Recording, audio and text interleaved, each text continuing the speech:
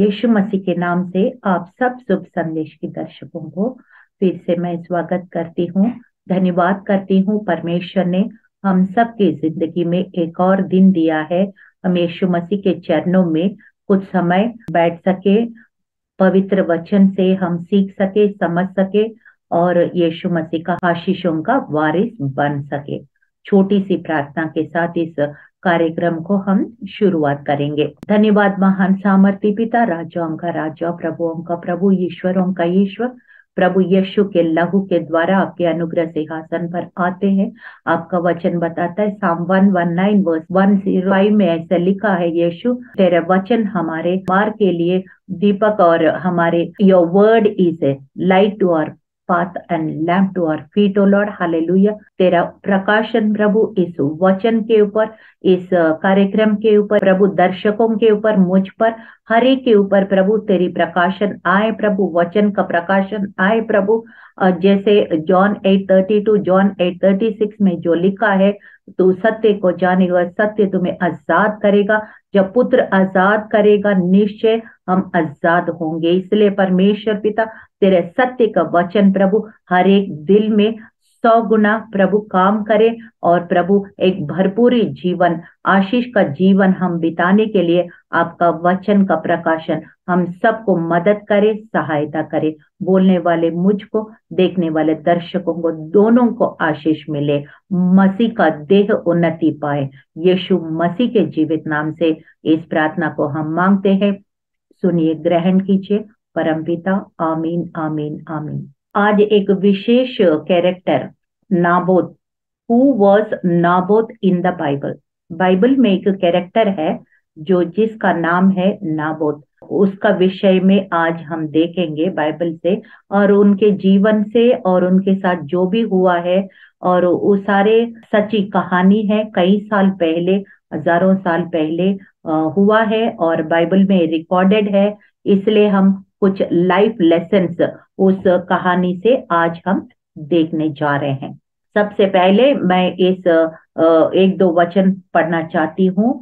Naboth नाम एक Israeli की एक दाख की बारी शमरोन का राजा आहाब के राज मंदिर के पास इजराइल में थी। इन बातों के बाद आहाब ने नाबोत से कहा, तेरी दाख की बारी मेरे घर के पास है, तू उसे मुझे दे कि मैं उसमें साग पाग की बारी लगाऊं और मैं उसके बदले तुझे उससे अच्छी एक वाटिका दूंगा। नहीं तो तेरी इच्छा हो तो मैं तुझे उसका मूल्य दे दूंगा। नाबोत ने आहाब से कहा, यहोवा ना करे कि मैं अपने पुरखाओं का निज भाग तुझे दूं। यहाँ पे इज़राइल में उस समय में एक राजा और एक रानी राज्य करते थे जिसका नाम आहाब और उनकी पत्नी जजबेल, और दोनों बहुत दुष्ट थे। They were wicked rulers of those days in Israel. और फिर उसमें उसकी जो आहाब राजा का जो राज महल था, उसके बगल में ही एक व्यक्ति का बगीचा है जिसका नाम नाबोत है। और वो नाबोत का एक छोटा सा जमीन था, बगीचा था। और फिर वो जो जमीन है उनकी पूर्वजों से, यानी कि हिज एंसेस्ट्रल प्रॉपर्टी, और छोटा सा जमीन में वो अपना बगीचा में रहता था। और फिर ये राजमहल के बिल्कुल पास था। और ये आहाब राजा ने नाबोत के पास गया और उसने कहा, मुझे एक छोटा सा ये आपका बगीचा है, विनयार्ड है, ये भी मुझे दे दो। यहाँ पे मैं वो कुछ और लगाया हुआ होगा वो बगीचा में, हमें नहीं मालूम एग्जैक्टली उसने क्या वहां पे कल्टीवेशन करते हैं। लेकिन ये कहा, मैं उसको साग बाग यानी कि वेजिटेबल गार्डन बनाना है, मुझे बेच दो, या तो इस जगह को बदले मैं और कहीं तुम्हारा जगह दूंगा। ऐसे करके राजा ने नाबोत से मांगा है। He has given two options, either you sell it or you take another piece of land in exchange। इस तरह से उसने, राजा ने नाबोत को कहा था। मगर नाबोत ने उसके दोनों ऑप्शंस को उसने इनकार किया। क्यों इनकार किया हम देखते हैं वचन में। लेवी व्यवस्था 25 का 23 में लिखा है, भूमि सदा के लिए तो बेची ना जाए, क्योंकि भूमि मेरी है और उसमें तुम परदेशी और बाहरी होंगे। सो मूसा के नियम के अनुसार लेवी व्यवस्था में लिखा है कि the land is permanent and nobody can sell it permanently. मतलब आप एक दूसरों को ट्रांसफर कर सकते होंगे, उनके बच्चे और उनके बच्चों का बच्चा, ऐसा ट्रांसफर नाम चेंज हो सकते होंगे, लेकिन परमानेंटली किसी को कोई बेचने का अधिकार मूसा का नियम में उस समय नहीं था।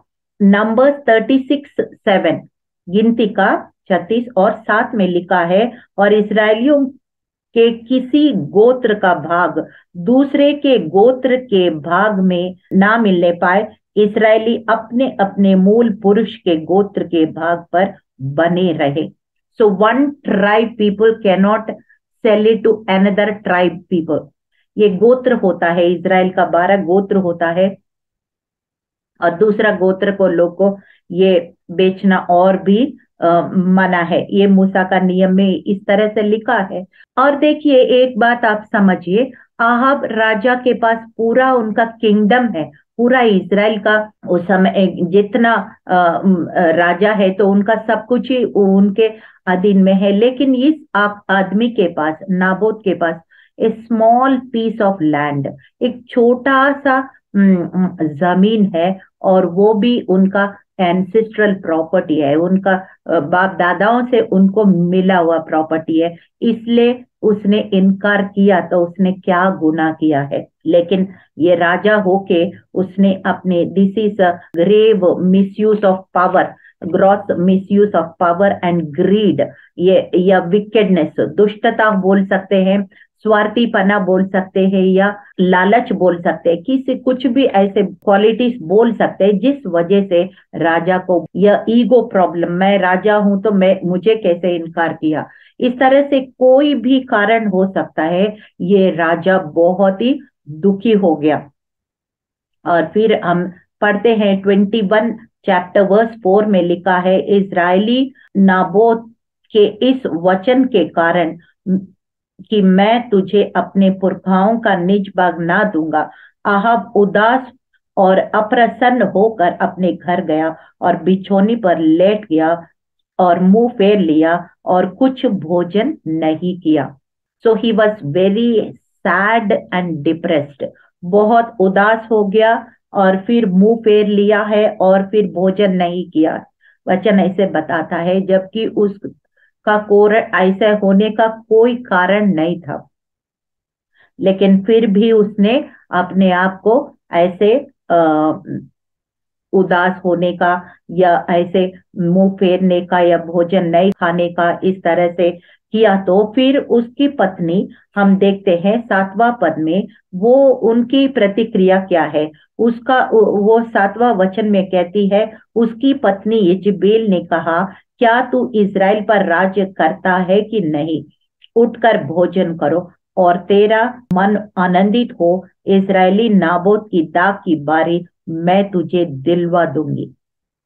कैसे बोल रहे हैं देखो, ये कह रहे हैं तुमको जो चाहिए मैं दिला दूंगी, कैसे भी दिला दूंगी, तुमको दुखित होने का जरूरत नहीं है, और फिर तुम उठ करके खाना खा लो, आराम करो। ऐसे करके उसकी पत्नी ने ये आहाब को बोला। और 8वां पद से 12वां पद तक हम ऐसे पढ़ते हैं, मैं पूरा नहीं पढ़ूंगी, मगर उसमें ऐसा लिखा है कि उसने आहाब के नाम पे चिट्ठी लिख करके सबको अंगूठी छाप भी लगा करके सब पुरनियों को उसने भेज दिया है, और फिर उसने उपवास का भी प्रचार कर दिया है, और नाबोत के सामने 2 गवाही को भी तैयार करवा दिया है कि झूठा गवाही, ये कहते हैं एक तो परमेश्वर की उसने निंदा की और दूसरा राजा का भी निंदा किए, ऐसे करके झूठे गवाही को भी तैयार किया। ये पूरा ईविल प्लान, दुष्ट दुष्टता के साथ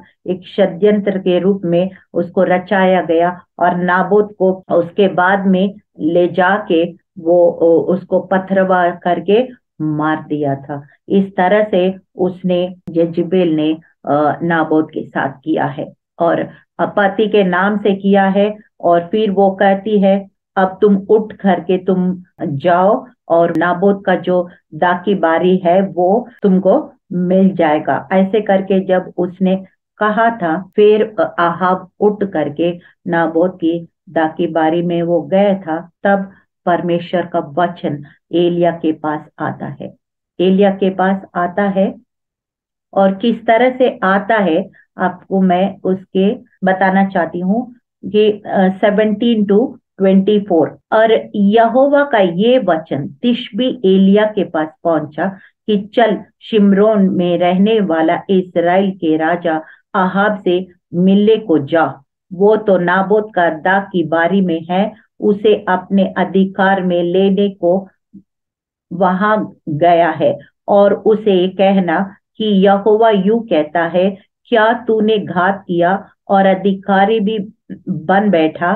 फिर तू उससे ये भी कहना कि यहोवा यूं कहता है कि जिस स्थान पर कुत्ते ने नाबोत का लहू चाटा, उसी स्थान पर कुत्ते तेरे भी लहू चाटेंगे।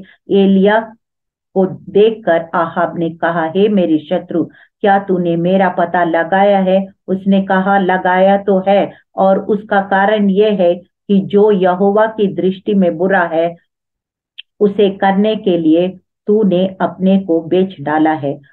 मैं तुझ पर ऐसी विपत्ति डालूंगा कि तुझे पूरी रीति से मिटा डालूंगा और आहाब के घर के एक एक लड़के को और बंधुए क्या स्वाधीन इज़राइल में हर एक रहने वाले का भी नाश कर डालूंगा। और तेरा नाबात के पुत्र यरोबाम और अहिया के पुत्र बाशा सा कर दूंगा, इसलिए कि तूने मुझे क्रोधित किया है और इज़राइल से पाप करवाया है। और येजेबेल के विषय में यहोवा यूं कहता है, इस्राएल के पास कुत्ते इजेबेल को खा डालेंगे। इस प्रकार का एलिया का जो पास भविष्यवाणी परमेश्वर के द्वारा एलिया के थ्रू इस आहाब के पास पहुंच गया, जिस स्थान में नाबोत का मरवाया तुमने और उनका खून जो कुत्ते ने चाट लिया है, उसी स्थान में तेरा भी लहू बहेगा और कुत्ते वैसे ही चाट लेंगे।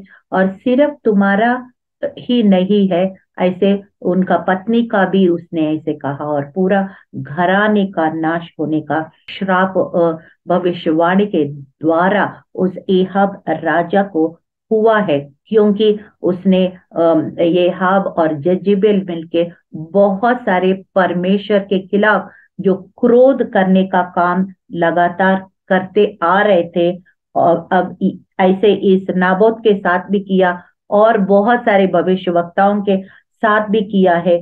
तो इसलिए उनका ऐसे श्राप आया है। और 1 Kings 21-29, क्या तूने देखा है आहाब मेरे सामने नम्र बन गया है, इस कारण कि वो मेरे सामने नम्र बन गया है कि मैं वो विपत्ति उसके जीते जी उस पर ना डालूंगा, परंतु उसके पुत्र के दिन में उसके घराने पर वो विपत्ति भेजूंगा।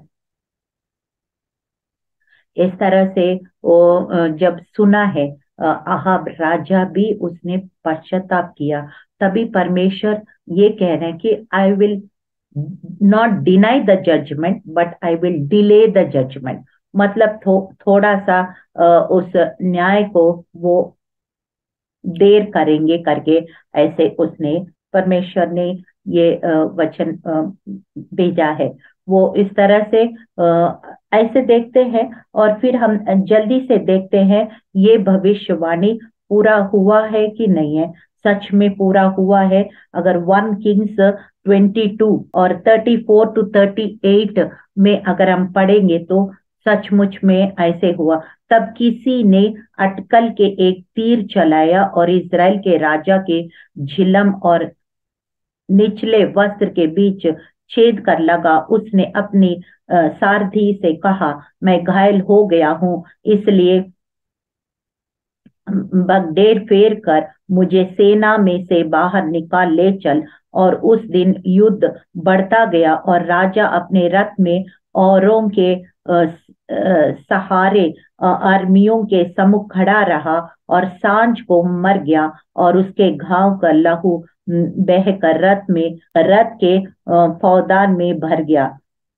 सूर्य डूबते हुए सेना में ये पुकार हुई, हर एक अपने अपने नगर अपने देश लौट जाओ। जब राजा मर गया तब शमरोन को पहुंचाया गया और शमरोन में उसी मिट्टी दी गई। यहोवा का ये वचन के अनुसार जब उसका रथ शमरोन के पोखरे में धोया गया तब कुत्ते ने उसको लहू चाट लिया और वेश्याएं ये स्नान करती थी, यही स्नान करती थी। मतलब कहने का मतलब है कि the prophecy that has come through prophet Elisha is fulfilled. Hallelujah. Ahab की वही युद्ध में मृत्यु हो गया है और उसका रथ लेके लेके लेके सीधा वहां नाबोत का जहां पे लहू को कुत्तों ने छाट दिया उसी स्थान पे लाके रख दिया और वहां उनका मृत्यु हो गए और बाद में उनका बॉडी लेके उनको मिट्टी दे दी गई है। इसी तरह से और दूसरा राजा 9 का 30 से 37 तक, 2 किंग्स 9:30-37 हम ये देखते हैं एहाब की जो पत्नी है, रानी है जेजिबेल, उसका भी इसी तरह से जेहू करके एक राजा उसने मार दिया। She was killed by king Jehu. If you read 2 Kings 9:30-37, ये मैं पूरा नहीं पढ़ रही हूँ कि इसी तरह से ये जजेबेल का भी मृत्यु हो गया है और उनका बॉडी भी नहीं मिला, सिर्फ स्कल और हाथ ऐसे मिला है।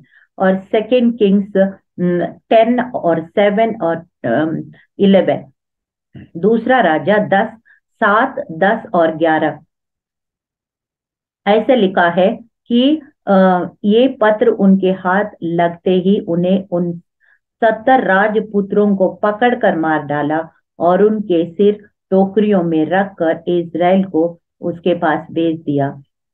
अब जान लो कि जो वचन यहोवा ने अपने दास एलिया के द्वारा कहा था उसने पूरा किया है। जो वचन यहोवा ने आहाब के घराने के विषय में कहा उसमें से एक बात भी बिना पूरी हुई ना रहेगी।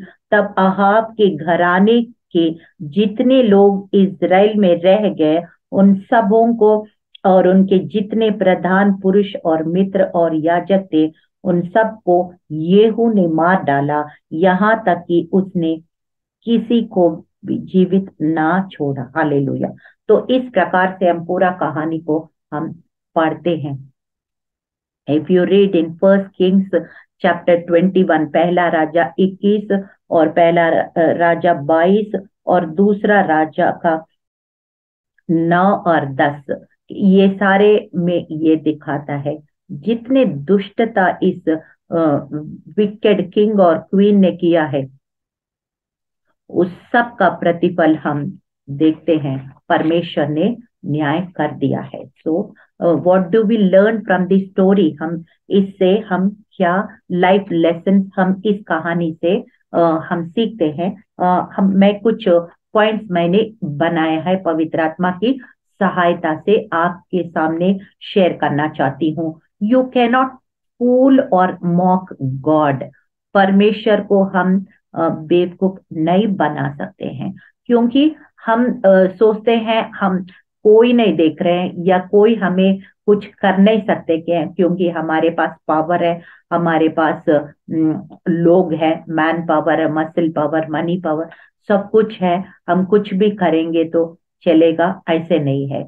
God is watching us, everything is in control of everything. He is the creator and he is the controller of the whole universe. पूरा ब्रह्मांड को रचने वाला और वो नियंत्रण रखने वाला एक है जो राजाओं से भी बढ़कर है। वो राजाओं का राजा और वो प्रभुओं का प्रभु है और पूरा ब्रह्मांड का नियंत्रण रखने वाला, क्योंकि एक नाबोत को उसने मरवाया है।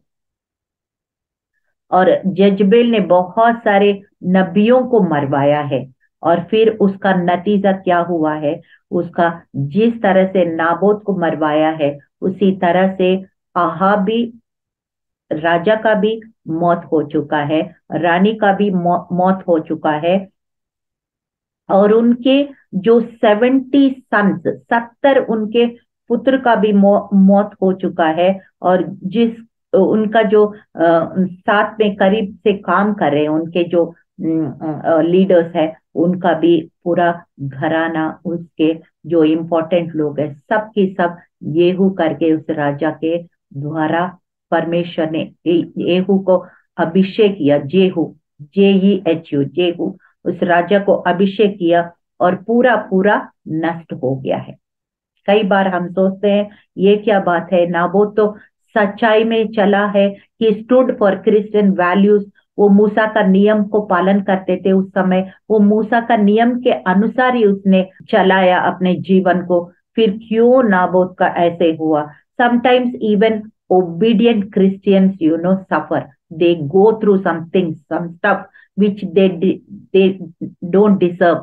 मतलब उनके जो जरूरत नहीं है उस दुख से सहना, तो फिर भी सहना पड़ता है। कई बार हमें नहीं मालूम, परमेश्वर पे हम भरोसा रखना पड़ता है कि, लेकिन हमको समझौता फिर भी नहीं करना है, क्योंकि दुख तो थोड़ा समय के लिए हो सकता है, लेकिन जो अनंत काल की बातें हैं वो इटर्निटी के लिए। इसलिए हमको थोड़ा सा चीज के लिए कभी भी समझौता नहीं करना है। और फिर हम तीसरा पॉइंट हम देखते हैं, sometimes it looks like evil people are getting away with evil and disobedience. हमें लगता है कि दुष्ट लोग दुष्टता करके भी निकल रहे हैं, आगे बढ़ रहे हैं, फल रहे, फूल रहे, ऐसे करके हमें लगता है। But God has the final से, मतलब अंत में उसका नतीजा परमेश्वर के हाथ में है। इसलिए हम उस इमीडिएट इफेक्ट, इमीडिएट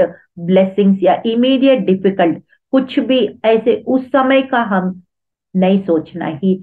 परमेश्वर का वचन बताता है, he knows and from the beginning. इसलिए हम वो समझ में आए ना समझ में आए, फिर भी वचन पर और पवित्र आत्मा पर, हमारे जो मसीह के उद्धार पर, उस क्रूस के ऊपर, उसके रिजरेक्शन के ऊपर हमेशा हमारा फोकस्ड रहना चाहिए, डिस्ट्रैक्ट नहीं होना चाहिए। कोई लोग बोलेंगे तुम्हारे क्या मिला है, तुम्हें यीशु मसीह को ग्रहण किया, फलाना, बहुत कुछ बोलेंगे, लेकिन उनको समझ में नहीं आता है गहरी बातें। परमेश्वर की आत्मा ही हमें समझा सकता है, वही हमें धाड़स दे सकता है दुख में भी, वही हमें अंदर से एक शांति और शालोम, हम हमारे गहराई में हमें आगे बढ़ने के लिए हिम्मत भी वो ही दे सकता है, पवित्र आत्मा ही दे सकता है। एंड अनदर पॉइंट मैंने देखा, God is always for giving. कितना भी हम गुनाह करें, कितना भी दुष्टता करें, लेकिन परमेश्वर फिर भी एक मौका और देता है कि कोई वापस आ जाए, कोई अपना मन फिराए, कोई रास्ता भटक गया हो, सही रास्ता में आ जाए। God is still for giving. कैसे पता? हमें बहुत सारे ऐसे कहानी, हम कई बार हम बाइबल में बार बार बार बार, लोग कितना भी दूर चला गया, कितना भी पाप किया, फिर भी परमेश्वर पहले तो क्रोधित होते हैं, लेकिन आखिर में हम देखते हैं कितना भी जेरेमिया, यशायाह, एजेकियल, बहुत सारे किताबों में हम देखते हैं, मैं पुनर्स्थापना करूंगा, I will restore you, I will give you back all that you have lost. ऐसे परमेश्वर बार बार वापस आने का हमें कहता है। तो इसलिए गॉड इज ऑलवेज फॉरगिविंग। इसलिए यह भी जब पश्चाताप किया है, फिर भी परमेश्वर ने उस जजमेंट को कुछ समय तक डिले किया है, जबकि पुराना नियम में जजमेंट वॉज इमीडिएट। मतलब उस समय इतना माफी नहीं था, यीशु मसीह का बलिदान के बाद फिर माफी हमारे लिए आया है। मूसा का नियम में इतना माफी नहीं होता था। एंड देन हम देखते हैं कि बीवेयर ऑफ कवचसनेस। मतलब लालची से बहुत हमें केयरफुल रहना है। एक छोटी सी खमीर जो है वो पूरा आटा को खमीर ही बनाता है ना, तो वैसे ही ये लालचीपना भी बहुत नुकसान देना पड़ सकता है। क्योंकि ये एक्सोडस 20 वर्स 17, निर्गमन 20 का 17 में लिखा है, तो किसी का घर का लालच ना करना, ना तो किसी स्त्री का लालच करना, और किसी दास दासी या बैल गधे का, किसी वस्तु का, किसी वस्तु का लालच ना करना। So covetousness is not from God. Hallelujah. और फिर आखिर में हम देखते हैं there a bad example as a married couple, कि एक पति पत्नी होके मिलके दूसरों का भलाई का काम करना है, बुराई का काम नहीं करना है, दुष्टता का काम नहीं करना है।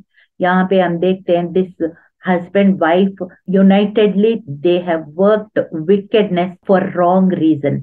इसलिए हम एक मैरिड कपल के लिए आदर्श नहीं है। तो इस प्रकार से हम लाइफ लेसन इस स्टोरी से हमने सीखा है। तो चलिए हम इनके गलतियां जो हुआ है हम इसमें ना करें। ये बाइबल हमेशा किसी का भी गलती छुपाया नहीं है। Nothing was hidden from us, it is exposed and given recorded for us, so that we will not do such mistakes and we'll stay obedient and reap his blessings of obedience। हम परमेश्वर की अधीनता में रहे, आज्ञाकारी रहे, ताकि इस तरह का दुष्टता, इस तरह का जो गलतियां जो इज़राइल के राजा ने किया है उस समय, उनकी पत्नी ने किया है, और वो हम ना करें। पवित्र आत्मा इसलिए हमें दिया गया है ताकि हम वचन के अधीन रहे, शैतान का सामना करें, वो हमसे भागेगा। हालेलुया। चलिए छोटी सी प्रार्थना के साथ इस कार्यक्रम को हम समाप्त करेंगे। धन्यवाद महान सामर्थ्य पिता, राजाओं का राजा, प्रभुओं का प्रभु। हालेलुया। हम देखते हैं प्रभु द कैरेक्टर ऑफ नाबोत के बारे में आज हमने सीखा है। उनकी बगीचा, उनके उस समय का जो राजा और रानी, और वो सब हमने आज सच्ची कहानी जो कई साल पहले हुआ था, जो बाइबल में रिकॉर्डेड था, हमने देखा है, सुन लिया है। प्रभु यीशु हम धन्यवाद करते हैं प्रभु। हम जो गलतियां उन्होंने किया है वो राजा और रानी ने, हमको नहीं करना पड़ेगा, क्योंकि हमें पवित्र आत्मा दिया गया है। प्रभु यीशु जॉन 14:26 में ये बात लिखा है, मैं सत्य का आत्मा तुझे भेजूंगा ताकि तुम सत्य के मार्ग पर चलोगे और परमेश्वर का वाणी को हमेशा सुनोगे और उसी के अनुसार, वचन के अनुसार चलोगे। हाँ परमेश्वर, सच में we thank you for the holy spirit who is our helper and you have not left us orphans lord. हमें अनाथ नहीं छोड़ा है, पवित्र आत्मा दिया गया है और वचन दिया गया है, फरिश्तों को दिया गया है, और भी बहुत सारे हथियार हमें दिया गया है, जिसके द्वारा हम एक जयवंत मसीह जीवन बिता सके, हम तेरी आशीषों का वारिस बन सके। धन्यवाद करते हैं इन तमाम आशीषों के लिए, इन हथियारों के लिए। यीशु मसीह के जीवित और सामर्थी नाम में इस प्रार्थना को हम मांगते हैं। सुनिए, ग्रहण कीजिए परम पिता। आमीन आमीन आमीन।